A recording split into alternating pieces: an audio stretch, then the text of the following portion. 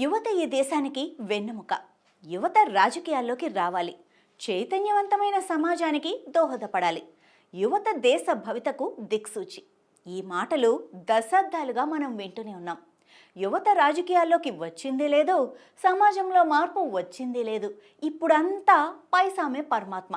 ఎంత ఖర్చు పెట్టగలవు, ఎంత తాగించగలవు, ఎంత పంచగలవు. రాజకీయాల్లో నడుస్తున్న నయా ట్రెండ్ కూడా ఇదే. ఇటువంటి తరుణంలో సేవ అన్న ఆలోచన పక్కకు వెళ్ళిపోయి పెట్టుబడి అనే కాన్సెప్ట్ తెరపైకొచ్చింది. ఎవరు పెట్టుబడి ఎక్కువ పెడితే వారికే టికెట్ ఖరారవుతుంది. యథా రాజా తదా ప్రజ అన్నట్టు దీనికి ప్రజలు కూడా అలవాటు పడిపోయారు. సమర్థతను గుర్తించడం లేదు. నేతల్లో డబ్బును మాత్రమే సమర్థతగా భావించి ఎన్నుకుంటున్నారు.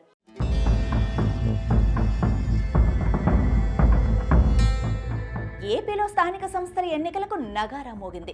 మరో 3 నెలల్లో ఎన్నికలు నిర్వహించేందుకు ఎన్నికల కమిషన్ సన్నాహాలు ప్రారంభించింది. దీంతో ఆశావహుల్లో సందడి ప్రారంభమైంది. ఒకప్పుడు సర్పంచ్ అంటే ఒక బాధ్యత, ఒక పెద్ద బరువు.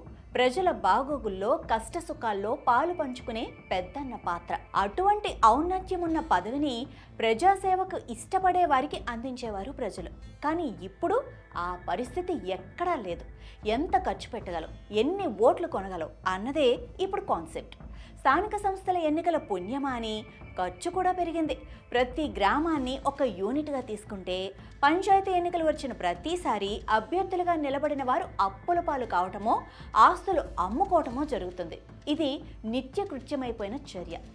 యువత రాజకీయాల్లోకి వస్తున్నారు, కానీ ఛాన్స్ దక్కించుకునేది కొందరే. అయితే అందులో ఎంతమందికి ప్రజాసేవ చేయాలన్న అభిమతం ఉంది? రాజకీయం అంటే తెల్లటి చొక్కా, ఆపై దర్పం, దర్జాతనం.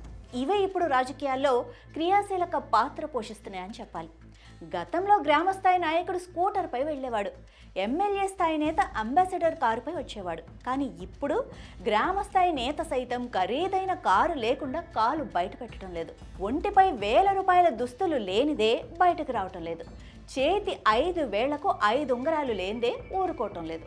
అలాగని అందరినీ ఒకే ఘాటును కట్టలేం. కానీ ఇప్పుడు మెజారిటీ యువనేతల విషయంలో జరుగుతుంది మాత్రం ఖచ్చితంగా ఇదే. ఖరీదైన రాజకీయం చేయకుంటే ప్రోత్సాహం అందటం లేదు.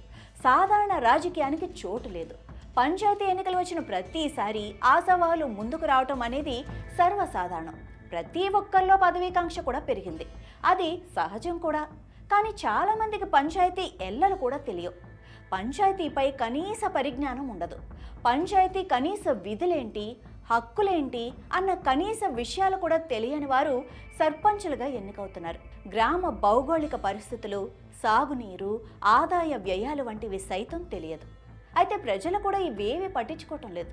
సమర్థతను కనీసం లెక్కలోకి తీసుకోవట్లేదు. అంటే యథా రాజా తదా ప్రజ అన్నమాట. నిజం చెప్పాలంటే ఇప్పుడు ఈ సామెత కూడా మారిపోయింది. యథా ప్రజ తదా రాజా అన్నట్లుగా అయిపోయింది. ఈ పరిస్థితి మారాలంటే ముందుగా మార్పు రావాల్సింది ప్రజల్లోనే.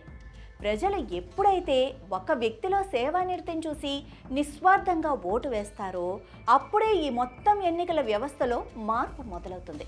మరి అలాంటి రోజు రావాలని మనం కూడా కోరుకుందాం.